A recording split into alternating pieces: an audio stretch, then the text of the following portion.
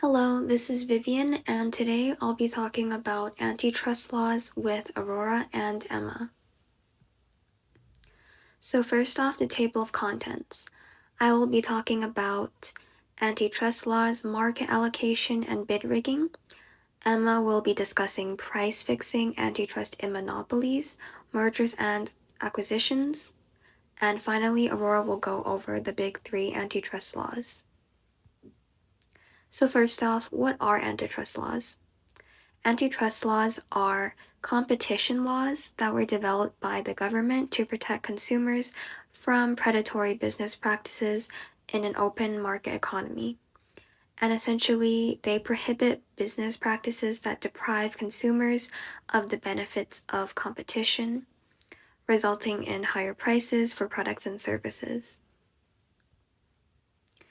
Market allocation. This is also called regional monopoly, and it's a plan devised by two organizations or more to control their business activities to specific areas or types of customers. And essentially, it's an agreement between competitors to divide sales territories or assign customers. Essentially, you can remember it by I won't sell in your market if you don't sell in mine. An example with this is, for instance, if one competitor is allowed to sell or bid on contracts let by like a certain type of customer or territory, and in return, like that competitor will not sell or bid on contracts that are let by like another different type of customer or territory because they're allocated to other competitors. So essentially, there's like a line between all these territories, types of customers, and you just sell within your own. You don't like try to take customers from other competitors. It eliminates the competition. Now, bid rigging. The most simple definition to this is when two or more parties they cooperate to determine who will win a contract. And when making bids, like the designated losing parties will make their bids lower to allow the winning party to like secure the deal. And what this does is it retains the current market share and price, and again it prevents competition. So there's many categories to bid rigging. There are 5, and these are like the main 3. So I'll talk about all of them. First off, bid suppression. It's when you like refrain from bidding or withdraw bids so there is a designated winner. And again, this is like a really frequent version of bid rigging. And the second one, complementary bidding. It's when you submit like bids that are way too high or they include extra terms that like nullify the bid. This is also one of the most frequent types of bid rigging, and it's designed especially to fraud customers because it creates an illusion of like a competitive bidding environment. The third one, bid rotation. It's pretty straightforward. You take turns in being the lowest bidder. And essentially, I'll explain this. So for instance, if there's company A, company B, and company C, like who gets which contract is also like kind of split by how significant the contract is. So let's say that contract 1 was super significant, contract 2 not so much, and contract 3 was maybe just average sized, not too significant, but pretty important as well. So if company A got the super important, significant contract, then if the next one who gets the contract is company B may receive both the second and third one because the first contract was so significant, and the same for contract for company C. They will keep receiving the contract until company B and company C get enough contracts that equal like the first significant contract that company A received. The next type of bid rigging is called phantom bidding, and this is essentially employed in an auction. So it kind of compels like actual bidders to bid way higher than they normally would. And the fifth one is called buyback. Buyback is like a practice that's used in no reserve auctions, and it's when the seller of the item buys the auction item to prevent it from selling at a price that is too low. Price fixing is when the price of a product or service is set by businesses intentionally to ensure profitability rather than letting market forces determine it naturally. This is unfair to consumers because they are now forced to pay more than what's necessary. For example, when multiple companies have products that are indifferent, they may use price fixing and sell all products at the same higher price to maintain a higher margin for everyone. A real world example is when Apple was found guilty in 2013 for price fixing their ebooks and had to pay $450 million in damages. Antitrust is most commonly associated with monopolies because monopolies, as we know from before, refer to a dominance of an industry or sector by one company or firm without competition. The following are types of monopolistic behavior that can be grounds for legal action. Number one is exclusive supply agreements. When a supplier is prevented from selling to different buyers, this stifles competition against the monopolist, since the monopolist can buy supplies at lower costs and prevent competitors from manufacturing similar products. Number two is tying the sale of two products. When a monopolist has dominance in the market shares of one product but wishes to gain market shares in another product, it can tie the two sales together, forcing customers of one product to buy a second product they don't want. Number three, predatory pricing.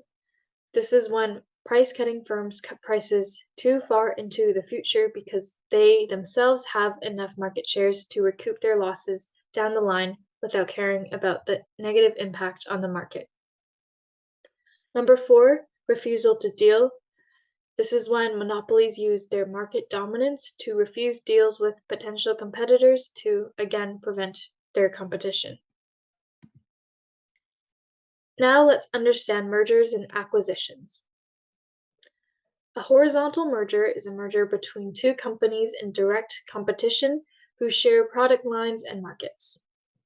When firms with dominant market shares prepare to enter a horizontal merger, the FTC or Federal Trade Commission must decide whether the new entity will be able to exert monopolistic and anti-competitive pressures on the remaining firms. Vertical mergers are mergers between the company and its customer or supplier. These mergers can improve cost savings and businesses synergies, which can translate to competitive prices for the consumers, but at the same time, it may also have a negative impact on competition due to the competitors' inability to access supplies, and so the FTC may require certain provisions prior to the completion of this type of merger. Potential competition mergers are preemptive merger activity. Over the years, the FTC has challenged these types of preemptive activities in the pharmaceutical industry between dominant firms and newer firms. That way, we can facilitate competition and entry into the industry of newer markets. So I'll be talking about the big three antitrust laws. The Congress passed the first antitrust law, the Sherman Act, in 1890 as a comprehensive charter of economic liberty aimed at preserving free competition as the rule of trade. In 1914, Congress passed two additional antitrust laws, the Federal Trade Commission Act, which created the FTC, and the Clayton Act. With some revisions, these are three core federal antitrust laws still in effect today. The Sherman Act outlaws every contract, combination, or conspiracy in restraint of trade, and any monopolization, attempted monopolization, or conspiracy or combination to monopolize. Long ago, the Supreme Court decided that the Sherman Act does not prohibit every restraint of trade, only those that are unreasonable. For instance, an agreement between two individuals to form a partnership restrains trade, but may not do so unreasonably. and thus may be lawful under the antitrust laws. On the other hand, certain acts are considered so harmful to competition that they are almost always illegal. These include playing arrangements among competing individuals or businesses to fix prices, divide markets, or rig bids. These acts are per se violations of the Sherman Act. In other words, no defense or justification is allowed. The penalty for violating the Sherman Act can be very severe. Although most enforcement actions are civil, the Sherman Act is also like a criminal law, and individuals and businesses that violate it may be prosecuted by the Department of Justice. Criminal prosecutions are typically limited to intentional and clear violations, such as when competitors fix prices or rig bids. The Sherman Act imposes criminal penalties of up to $100 million for a corporation and $1 million for an individual, along with up to 10 years in prison.